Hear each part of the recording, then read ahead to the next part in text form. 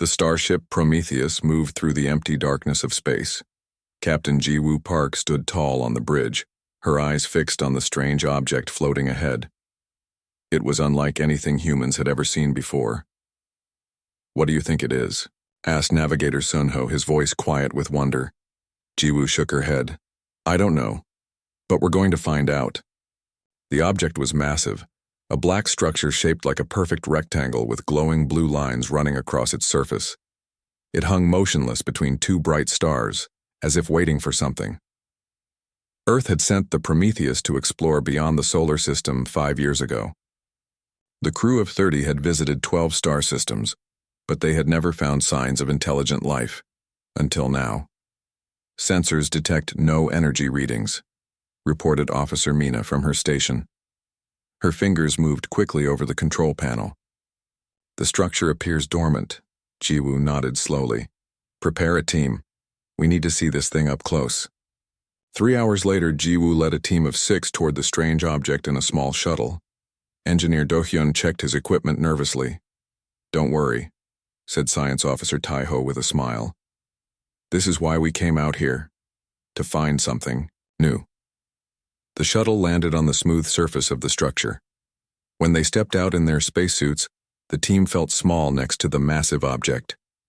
Its surface was cool and hard, like glass. "Look here," called Medical Officer Hana, pointing to a section where the blue lines formed a circle. "It looks like a door." The team gathered around the circle. Ji-woo reached out slowly and placed her hand on the center of the pattern. For a moment, nothing happened. Then the blue lines began to glow brighter, pulsing with light. "Should we back away?" asked Security Officer Daewon, his hand moving to his weapon.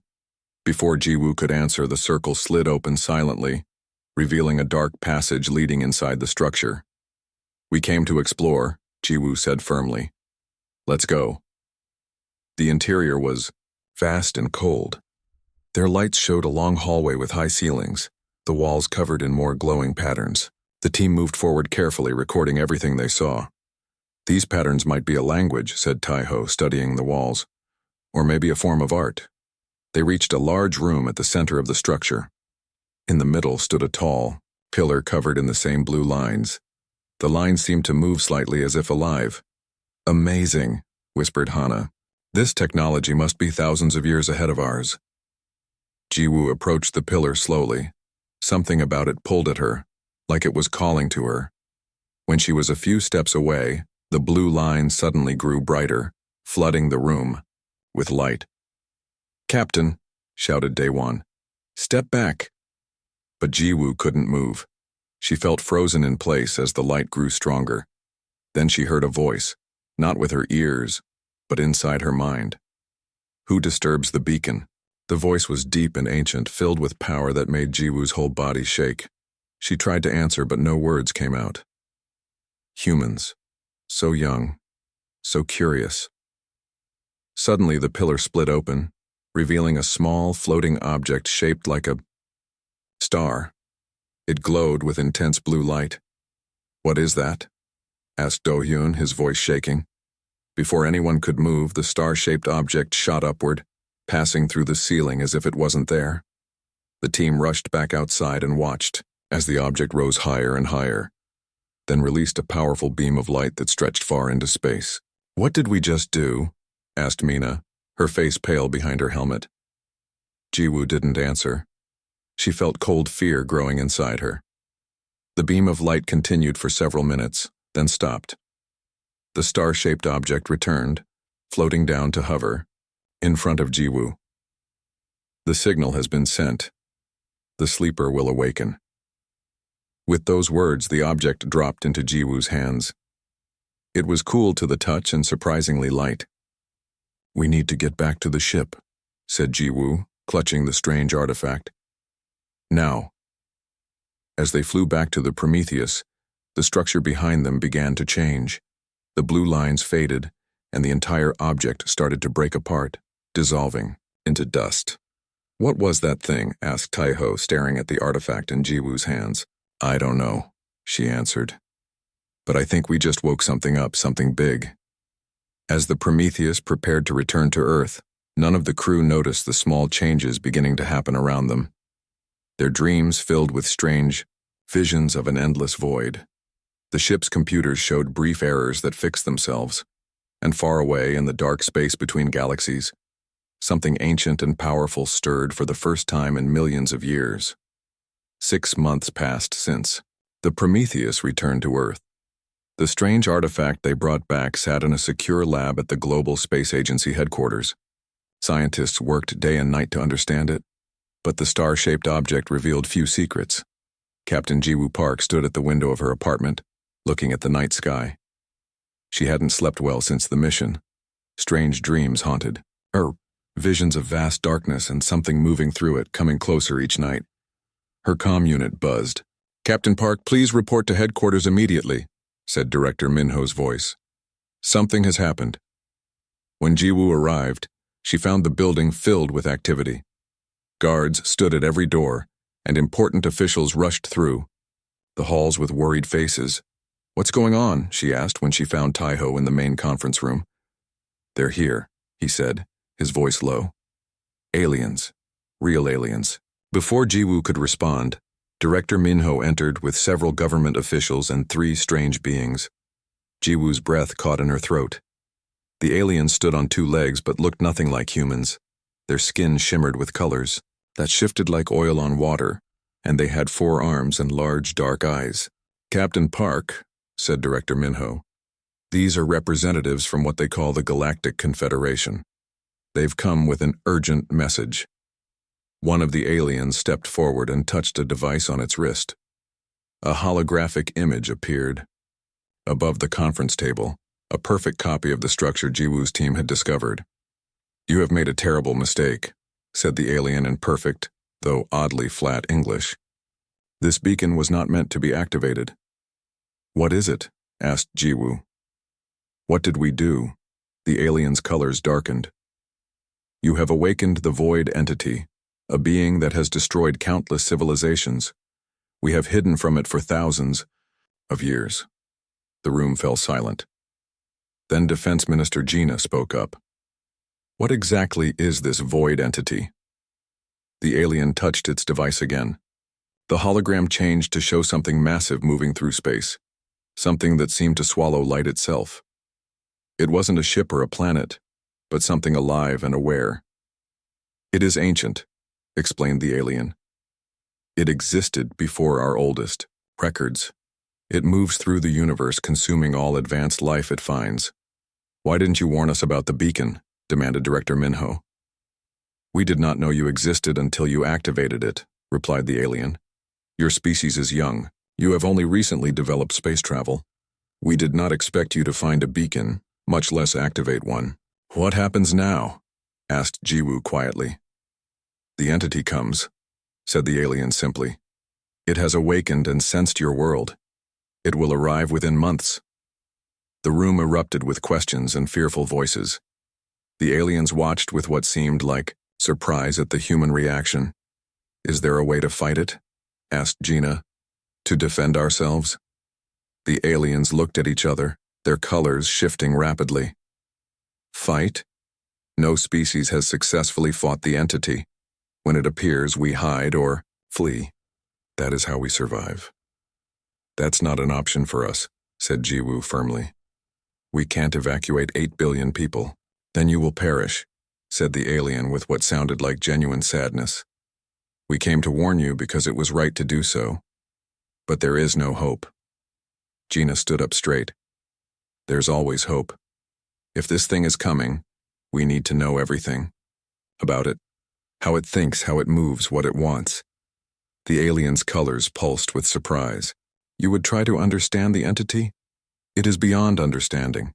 It is to us what we might be to a simple insect." "Then we'll be the smartest insects it's ever met," said Jiwoo. She stepped forward and placed her hand on the table. "The artifact we brought back, it spoke to me. Maybe we can communicate with this entity." "Impossible," said one of the aliens. "No communication has ever been established." "Has anyone ever tried?" asked Taiho. The aliens fell silent.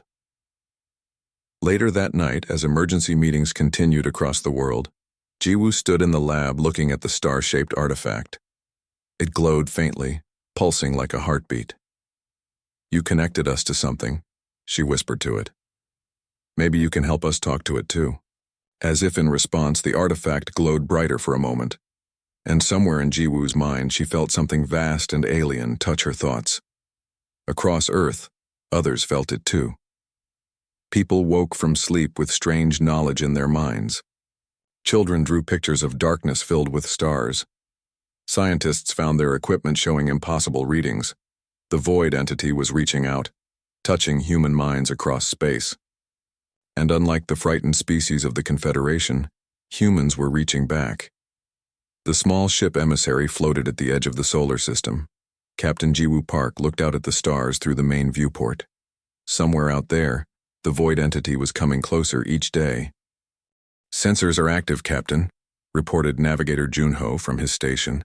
"Still no visual contact." It had been 8 weeks since the aliens of the Galactic Confederation delivered their warning. Earth had changed in that time. Governments worked together in ways they never had before. The greatest minds on the planet focused on a single goal: finding a way to communicate with the approaching entity. "Any word from Earth?" Jiwoo asked Communications Officer Subin. "Yes, Captain. Dr. Unha has made another breakthrough with the artifact." Dr. Yunha Bayek had been studying the star-shaped object since its return. While others prepared weapons or evacuation plans, Yunha insisted the artifact was a key to communication. "Put her through," said Jiwoo. Yunha's excited face appeared on the screen. "Captain, we've discovered something amazing. The artifact responds to music and mathematics together. When we play certain patterns and solve equations at the same time, it generates signals we can detect." "How does this help us?" asked Jiwoo. "I believe the artifact was designed as a translator. It can convert our thoughts into something the entity can understand." Jiwoo felt a small spark of hope. "Send us everything you've learned. We'll be ready." 3 days later, the sensors on the emissary detected something new, a distortion in space directly ahead of them. It started small, but grew larger by the hour. "Is that it?"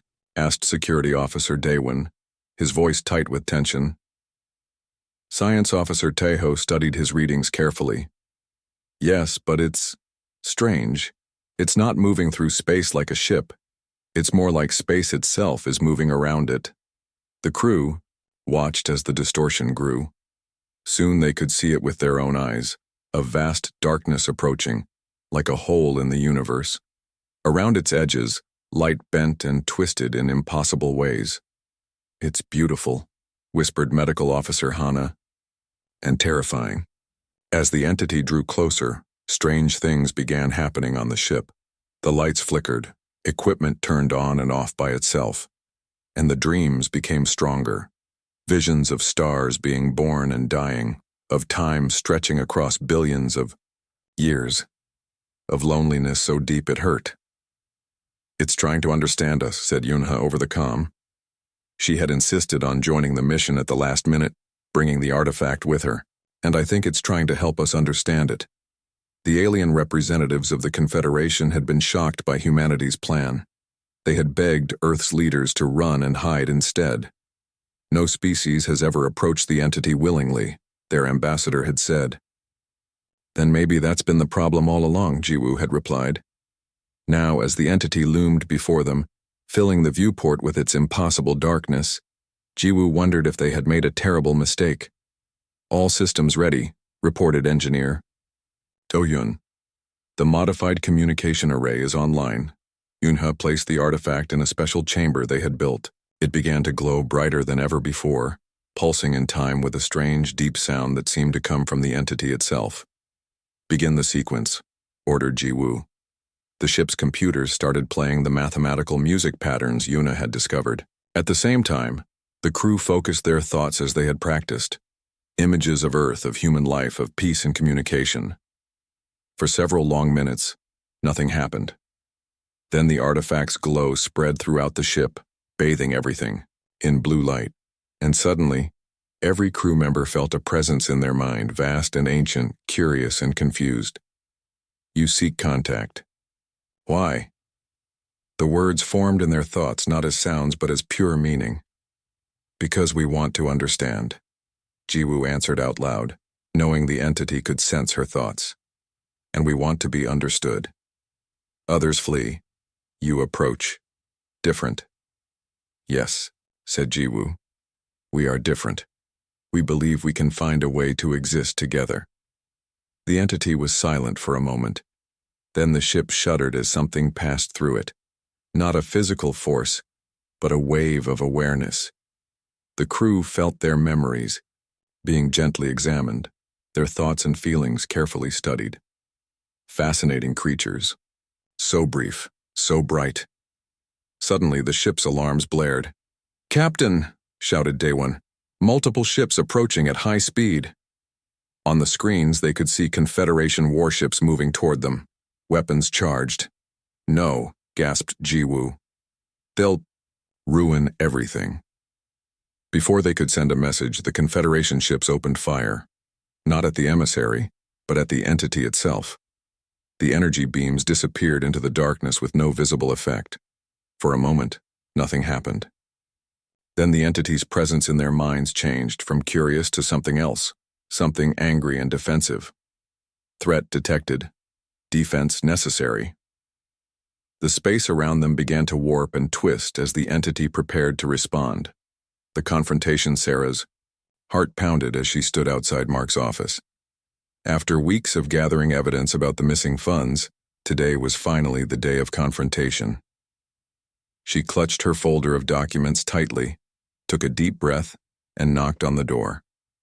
"Come in," Mark called, his voice casual and unaware of what was coming. Sarah entered the room, noticing how Mark's welcoming smile quickly faded when he saw her serious expression. "We need to talk," she said, closing the door behind her. "About the company accounts." Mark's face paled slightly, but he gestured toward the chair across from his desk. "What seems to be the problem?" Sarah placed her folder on the desk and opened it. "These transactions don't add up. Money has been disappearing from the project budget for months now." She slid several papers toward him. Mark glanced at them, his fingers drumming nervously on the desktop. "I'm sure there's just been a mistake in the accounting," he said with a forced laugh. "No mistake," Sarah replied firmly. "I checked everything 3 times. The money was transferred to an offshore account under your name." The room fell silent. Outside they could hear people chatting in the hallway, completely unaware of the tense scene unfolding behind the closed door.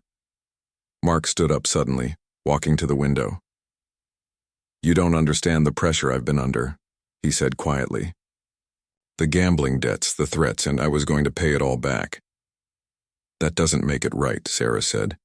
"You stole from the company, from people who trusted you." Mark turned to face her, his expression hardening. "And what do you plan to do about it?" "No one will believe you over me. I built this department." "Everyone will believe the evidence," Sarah replied, tapping the folder. "I've already made copies." Mark moved toward her quickly, his face twisted with anger. "Give me those papers." Sarah stood her ground. "It's too late. The board already has a set. I'm just here as a courtesy to hear your side before the meeting this afternoon." The fight seemed to drain out of Mark. He sank back into his chair, burying his face in his hands. "I never meant for it to go this far," he whispered. "It started small, just borrowing a little to cover a debt. Then I needed more." Sarah felt a mixture of anger and pity. Mark had been her mentor when she first joined the company 5 years ago. She had looked up to him, trusted him. "The board wants to meet with you at 3 o'clock, she said, gathering her papers. "You have until then to decide if you're going to come clean or make this harder on yourself." As she turned to leave, Mark called out, "Wait, what would you do in my position?" Sarah paused at the door. "I would tell the truth. It won't fix everything, but it's the only way to start making things right." Mark nodded slowly, the weight of his choices visible in the slump of his shoulders. Outside in the hallway, Sarah leaned against the wall, letting out a shaky breath. Standing up to Mark had been one of the hardest things she'd ever done. But Also one of the most necessary. Her phone buzzed with a text from her boss. "Did you talk to him?" "Yes," she typed back. "Ball's in his court now." Later that afternoon, Sarah sat in the boardroom with the other department heads. The tension was thick as they waited for Mark to arrive. When the door finally opened, Mark walked in with red-rimmed eyes but a straight back. "Before we begin," he said to the room, "I have something I need to confess." Sarah caught his eye across the table. He gave her a small nod of thanks. Whatever happened next wouldn't be easy, but the truth was finally coming to light. As Mark began to speak, Sarah realized that sometimes the hardest confrontations were the most important ones.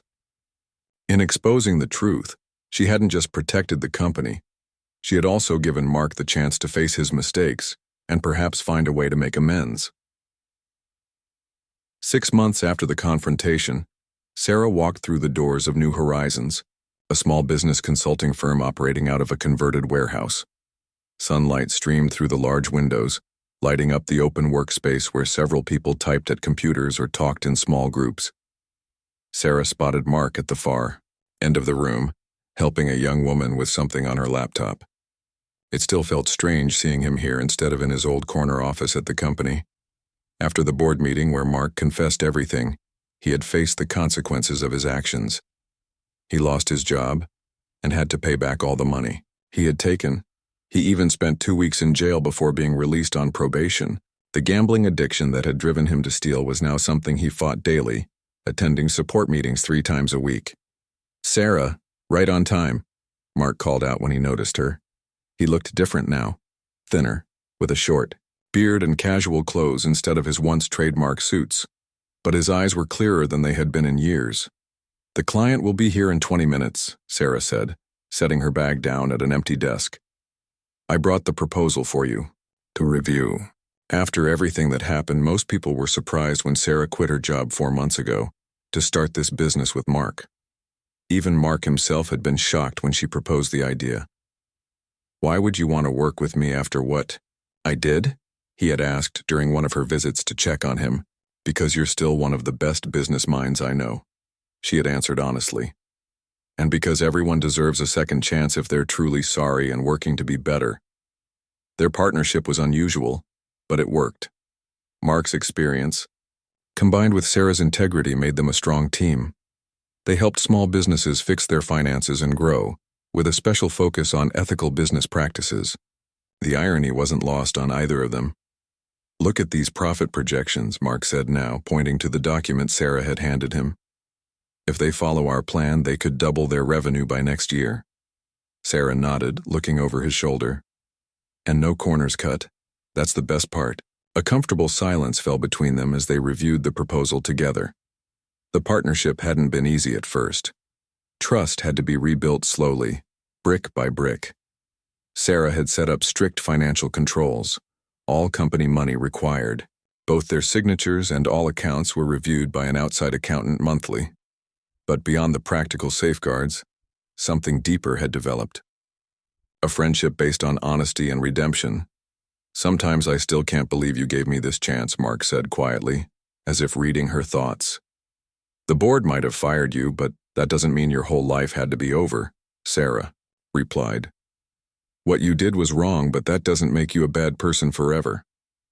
The door chimed as their clients arrived, a middle-aged couple who owned a local bakery that was struggling to stay afloat. As Mark greeted them warmly and Sarah prepared the presentation, she thought about how different things might have been. If she hadn't confronted Mark that day, the stealing might have continued until the company collapsed. If she had just reported him without giving him the chance to come clean, he might have fought the accusations and ended up in prison for years. Instead, here they were, helping others while Mark worked to make amends for his past mistakes. The meeting went well. The bakery owners left with hope in their eyes and a solid plan to save their business. As Sarah and Mark cleaned up afterward, gathering papers and coffee cups, the afternoon sun cast long shadows across the office floor. "You know what today is?" Mark asked. Sarah thought for a moment. 6 months since we opened the doors here." Mark nodded. 6 months since I got a second chance. I won't waste it. Sarah smiled. I know you won't. Outside, the city was bathed in golden light as day turned to evening. From disaster had come an unlikely partnership. From confrontation had come understanding. And from one person's belief in another's capacity to change had come something neither of them expected, a friendship built on the hardest kind of truth, and all the stronger for it.